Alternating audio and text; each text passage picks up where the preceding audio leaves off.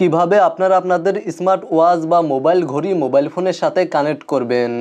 আপনারা আপনাদের smart watch মোবাইলের সাথে কানেক্ট করার জন্য প্রথমেই আপনাদের স্মার্ট ওয়াচে থাকা পাওয়ার বাটনে ক্লিক করে দিবেন। পাওয়ার বাটনে ক্লিক করার পরে জাস্ট এখান থেকে নিচে স্ক্রল করবেন।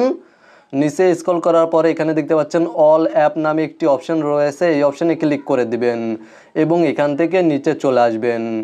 তাহলে আপনারা ব্লুটুথ নামে একটি অপশন পেয়ে যাবেন। আমি আপনাদেরকে দুইটি উপায়ে দেখিয়ে দেব কিভাবে স্মার্ট ওয়াচ মোবাইলের সাথে কানেক্ট করতে হয়।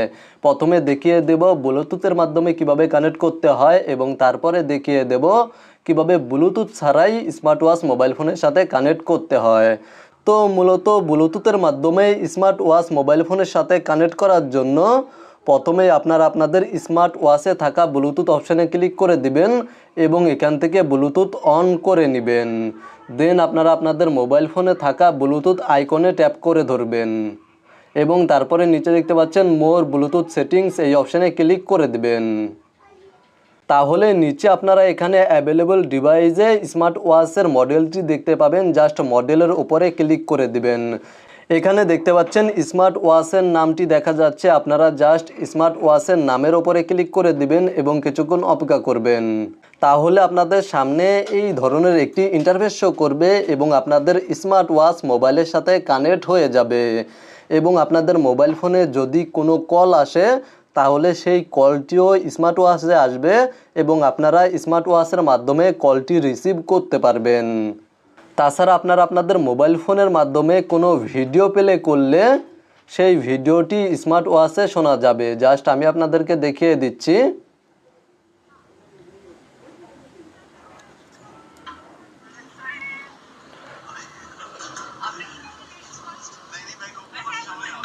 আপনারা কোনো ভিডিও প্লে করলে সেই ভিডিওর অডিও স্মার্ট ওয়াচে শোনা যাবে। তাছাড়া আপনারা আপনাদের মোবাইল ফোনের মাধ্যমে যে কোনো অডিও প্লে করে তা স্মার্ট ওয়াচের মাধ্যমে শুনতে পারবেন। আর যাদের স্মার্ট ওয়াচে ব্লুটুথ অপশনটি নেই তারা জাস্ট কিউআর কোড নামে যেই অ্যাপ্লিকেশনটি রয়েছে বা অপশনটি রয়েছে এই অপশনটি ওপেন করবেন এবং আপনাদের মোবাইল ফোনের এখানে আপনারা জাস্ট আমি ব্লুটুথ বন্ধ করে দিচ্ছি।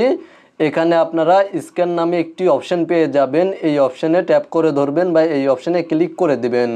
অথবা আপনাদের মোবাইল ফোনে যদি এই অপশনটি না থাকে তাহলে আপনারা আপনাদের মোবাইল ফোনের প্লে স্টোর থেকে কিউআর কোড স্ক্যানার বা বারকোড স্ক্যানার অ্যাপ্লিকেশনটি ইনস্টল করে নিতে পারেন।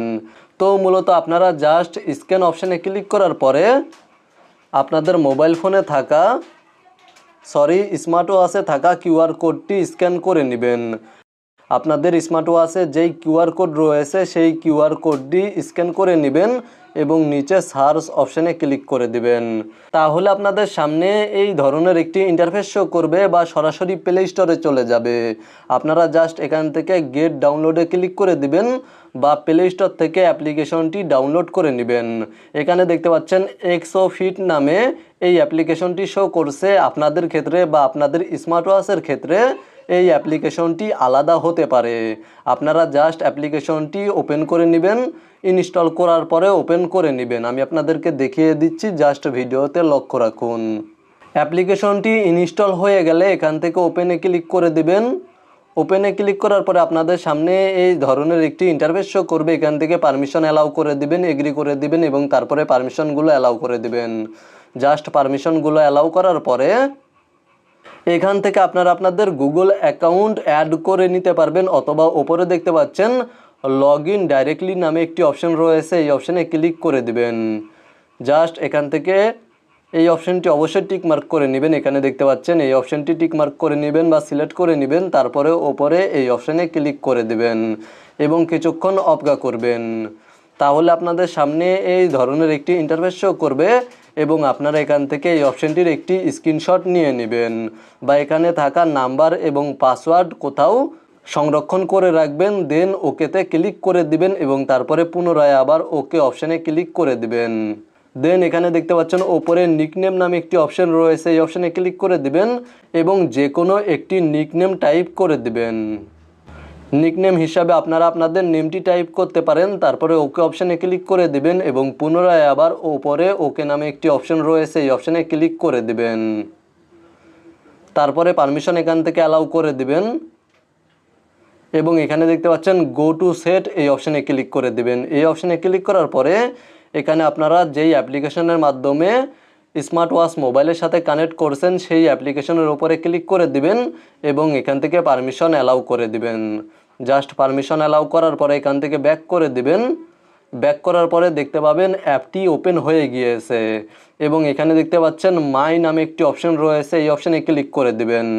অথবা আপনাদের মোবাইল ফোনে সেট নামে একটি অপশন শো করতে পারে, আপনারা সেট অপশানে ক্লিক করার পরে bind device to experience more futures নামে একটি অপশন পেয়ে যাবেন, এই অপশানে ক্লিক করে দিবেন। আর যদি এই ধরনের ইন্টারফেস শো করে তাহলে সার্চ ডিভাইস, এই অপশানে ক্লিক করে দিবেন এবং এখানে দেখতে পাচ্ছেন গো টু সেট, এই অপশানে ক্লিক করে দিবেন এবং আপনাদের মোবাইল ফোনের লোকেশনটি অন করে দিবেন।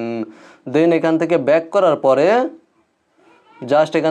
করার পরে আবারও সার্চ ডিভাইস, এই অপশানে ক্লিক করে দিবেন এবং কিছুক্ষণ অপেক্ষা করবেন। তাহলে আপনাদের স্মার্ট ওয়াচের নেমটি বা মডেলটি এখানে শো করবে। আপনারা জাস্ট কিছুক্ষণ অপেক্ষা করবেন এখানে এবং মডেলটির ওপরে ক্লিক করে দিবেন। স্মার্ট ওয়াচের মডেলের ওপরে ক্লিক করে দিবেন বা নেমের ওপরে ক্লিক করে দিবেন।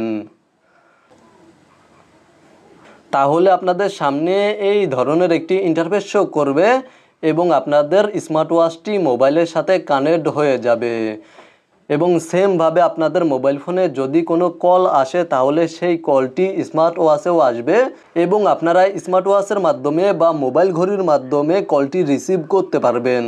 তাছাড়া আপনারা আপনাদের মোবাইল ফোনে কোনো সং বা ভিডিও প্লে করলে তার অডিও স্মার্ট ওয়াচে শোনা যাবে। মূলত আজকের ভিডিওটি এই পর্যন্তই। ভিডিওটি দেখে উপকৃত হয়ে থাকলে অবশ্যই কমেন্টে জানাবেন এবং আপনারা কোন মডেলের স্মার্ট ওয়াচ ব্যবহার করছেন তা অবশ্যই কমেন্টে জানাবেন।